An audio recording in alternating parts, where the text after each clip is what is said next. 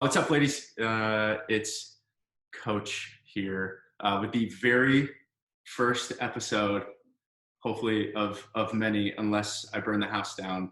At home cooking with Coach. You obviously remember Karina Christopher, our sports nutrition consultant, who has volunteered to spend 30 so minutes with me, making sure I don't hurt myself, hurt anyone else in the process of making spicy Asian tacos, which I'm really excited for. So the point of today, guys, is to give you something to be able to do at home on your own, maybe a recipe that you then take to your apartments or to the dorms and you guys can cook together, or maybe you cook for your parents at home during the quarantine. Good idea here. So Karina, give us a little bit about yourself for people that don't know, and then let's get going. Let's do it. Sounds good. Well, hello, ladies. I'm Karina Christopher. I have been at EKU for 8 years, worked with athletes for 8 years, but been a dietitian for, I think it's about 15 years now. I lose count after about 10. So I'm really excited to do this cooking demo because I love to cook, I love to eat, and I love working with athletes. So it's like the best day ever, right? So we're going to be making these spicy Asian beef tacos, and I'm going to show you the ingredients. So bear with me a second. So these are really simple, and the ingredients are really easy to find. So we have, it's supposed to call for teriyaki sauce, but I actually did not have any. That's poor inventory on my part when I was making my grocery list. So this is soy sauce, but teriyaki sauce is way better. Then we also have sriracha, which is a staple in my house. It looks like it's a staple in Coach's house too, since I'm hoping we have left to be able to. We both have about the same amount. I have lime juice, but Coach's has the lime, so that was my own preference. I didn't feel like buying limes, but you can use those. 50 cents today at Kroger. Yeah, they're not expensive. I just didn't feel like buying one. And then we have mayonnaise. Good. And shaved beef. Now you can use shaved beef, or you can use, if they have like the beef fajita, or you can buy a sirloin and chop it up. I'm lazy. I like the shaved beef. It cooks faster and it's more tender. So that's my preference. Then we have 8 ounces of coleslaw. Yep. Mine is 16 ounces. Well, mine is 2, full disclosure. Mine was 16. I've already just poured it out. Then we have a couple of bowls here, and then we have a shallot. So what's so great about shallots is they're really mild. So you can eat them raw and they won't burn your mouth like most onions. So they're one of my favorite types of onions to cook with. And then we have tortillas. So I have flour tortillas. I got corn. Good enough. So that's our main ingredients. So before we get started, I'm going to just make sure that everybody wash their hands. Very good. All right. The first thing we're going to do is we're going to start pickling our shallot. So I'm going to move this out of the way so I can get my cutting board closer. So when you hold your knife, all right, you got to pinch it. And then you wrap your fingers around the rest of the blade. Okay. Beautiful. So you want to hold like this so you don't cut your fingers, right? And you're just going to start slicing down. We're just going to slice the shallot. Does it matter what side I start from? My preference is to start not on the root end. And that's because if you cut the root end first, it typically is a stronger smell. This is why a lot of people tear up.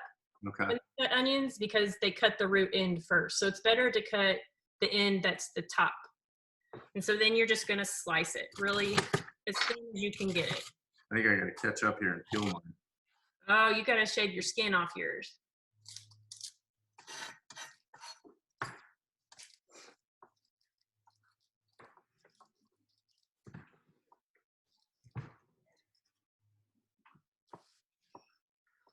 There you go. So am I just slicing big circles? Just big circles, and you kind of go with your tip and then bring down like a lever. There you go.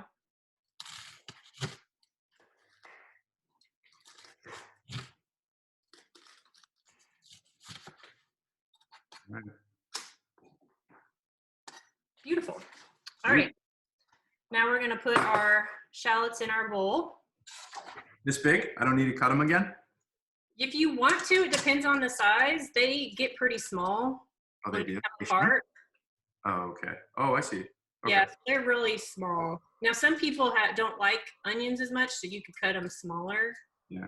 I love onions personally. Oh, I see. Okay. So chuck them in the bowl? Yep. Chuck them in your bowl.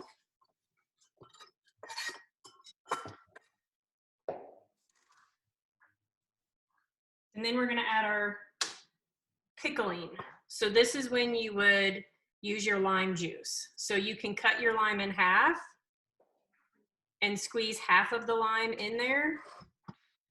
If you're like me and you don't have a lime, I'm going to put a tablespoon of lime juice in mine. I got myself in the face. Oh, did it burn? No, it didn't. It was pretty close though. It was just outside my eye. I got a little, I feel like I should wear goggles next time. Protective eyewear? Yep. It probably wouldn't hurt. All right. And you want me to put this away for later? Yep. And I'm going to stir mine up with a fork just to make sure that the lime juice covers all of it. Yep. So it has a chance to really get that acid on there and start to break down and pickle the onions.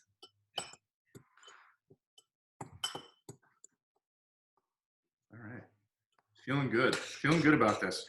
Now I'm going to add just a touch. I don't know how your bowl looks. Like if you feel like your onions are not covered, I'm going to add a little bit of water to make sure they're covered a little bit with liquid. Okay. How much is a little? I like about a tablespoon. Tablespoon? So I just added about a tablespoon. So just enough to where if I push them down a little bit, they're almost submerged completely. Okay. All right, feeling pretty decent about this. Good. That was the easiest thing we're gonna do. Darn it. All right, now I'm gonna put this away. I'm gonna let those rest for a little while. Now we're gonna deal with our slaw. So I have a small bowl. Yep. So if you already have a bowl out and you don't have your slaw in it, hold off on it for a second. Okay. We're gonna make your sauce in your bowl that you already have. So if anybody who's watching has already put theirs in, I'll do it this way. If not, we'll do it your way. So let's make our sauce. So we're gonna take our mayonnaise. We need a 1/4 cup of mayonnaise. I'm gonna watch how many scoops you do because I don't have a 1/4 cup. 2. About 3. 3. Okay. And we're cooking, so if you get a little bit too much, it won't hurt. And I'm just tossing it in the bowl? Yep, you're just gonna toss yours into the bowl. Oh boy.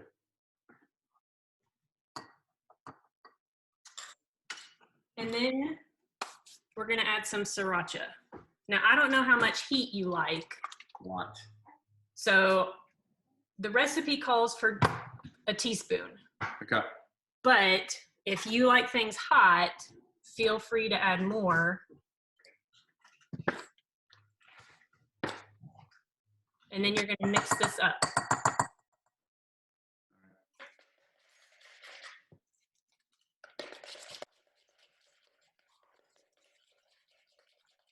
It definitely smells spicy. Now I've got that stirred up. It's mostly mixed. So I'm gonna add just a little bit of the lime juice just to carry the lime flavor throughout everything we're making. So for you, you can squeeze a little bit more lime juice. I'm just gonna add a couple of drops from my container.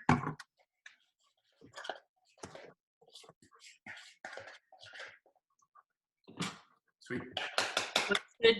Everything should be mixed. You shouldn't see any of the sriracha or the mayonnaise by itself. Everything should be well mixed. Good? Yep. All right. Now you're gonna add your slaw, and I already have my slaw poured, so now I'm gonna add my mayonnaise. And You can use any kind of slaw that you want. You know, they have broccoli slaw, which is a really great choice because it'll give you a little bit more nutrients than just plain cabbage slaw. So you could do different kinds. I've even done one that had kale and Brussels sprouts and broccoli mixed up. And it's a really good option too. So it's kind of whatever your preferences are.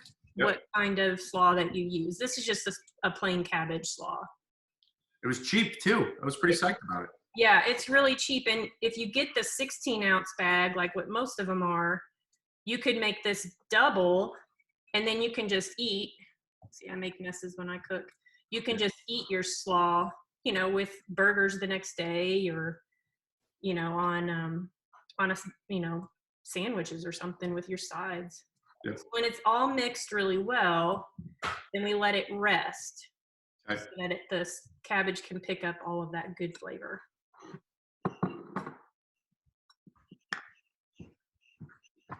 See how easy that is so far? I'm feeling really confident right now. That's great. Okay.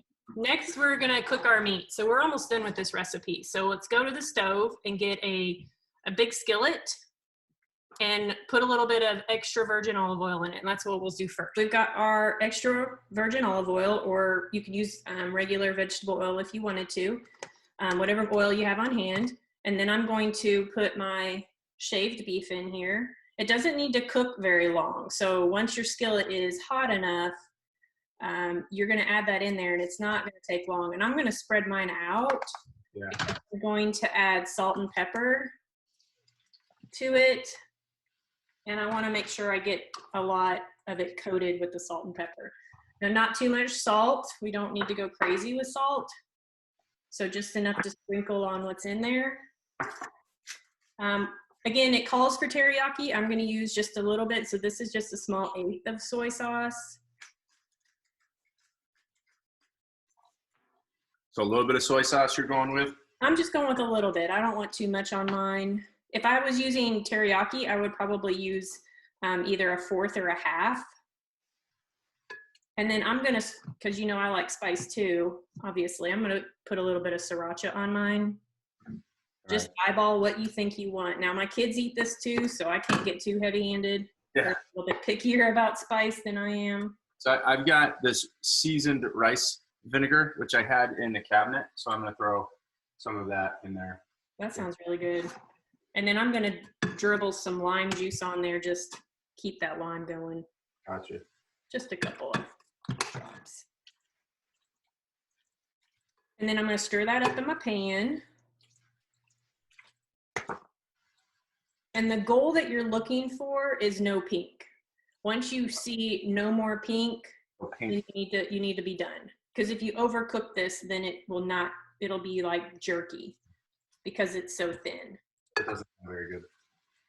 No, it's not pleasant when it gets that.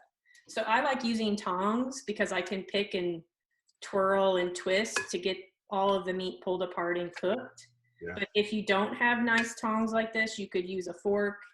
I have a non-stick surface, so I'm really picky. That's why I have tongs that are silicone covered. I don't want to scratch my surface. And while that's cooking a little bit, I've got my tortillas on a plate. And I'm going to go dampen a paper towel to put over this so I can steam it in the microwave. Then you're going to cover your plate and stick it in the microwave. And you just want these warmed up so that when you build your taco, it's soft. So 15, 20 seconds is probably all you need.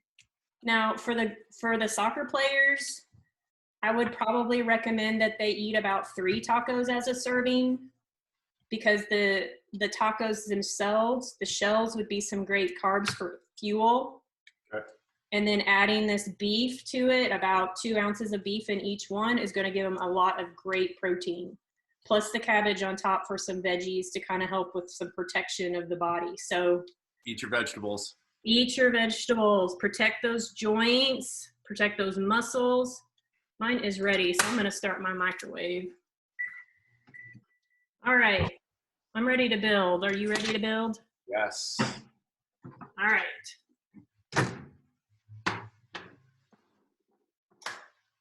So you got your taco. Yep. Put a pinch of your meat. You don't want to overload it because that'll just be messy. Yep. So Is that all good? Yeah, I'm looking at about 2 ounces, which is probably less than a deck of cards, just under a deck of card size. So ours looks different. I got a little less because my tortilla is smaller. Right, so yours looks a little bit less. Then we're gonna add our cabbage. However you put on here is kind of up to you. I'm gonna load up my other tortilla and then head over to the cabbage. Yeah. Made a mess, so I'm gonna clean that up because I'm kind of a neat freak about my kitchen. We're moving and grooving. All right, so you put the cabbage on first. Yep, cabbage goes on first. And again, however much you want. I'm a big fan of veggies, so I would encourage lots of veggies. Yeah. And then you put your pickled onions on top of that. Again, however much you want. If you don't find shallots, and shallots can be one of the more expensive ones because they're kind of a specialty, you could do red onions, but red onions are a little bit stronger. You could even do yellow onions, but those are going to be stronger than the shallots. That's why they're so good for this, because they're nice and mild.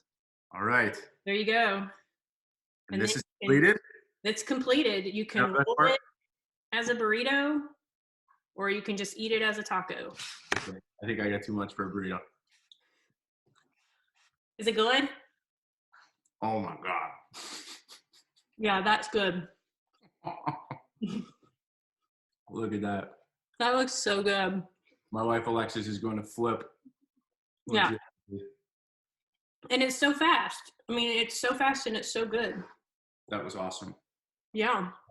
Well, any final thoughts for our ladies? Any last minute tips? Anything else for the people watching?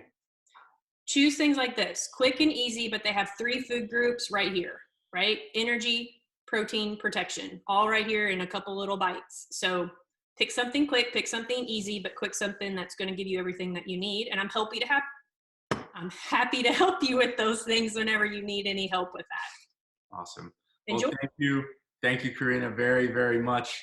You're welcome. My pleasure. Some time with us during the quarantine and during nap time for us with our kids both asleep. And I'm excited to hopefully do this again in the future. Ladies, if you have questions, we will give you Karina's contact information. I believe you might already have it. But if you need anything or you want to make this and then post a photo and tag Karina and EKU Soccer in it. Karina, do you remember the handles off the top of your head? Yeah, so the EKU Sports Nutrition one is called EKU Athletes, EATS at the end instead of regular athletes. And then there's also one for EKU Nutrition. So either one would be great. Awesome. Thanks again, Karina. See you guys later. Happy cooking. Happy cooking.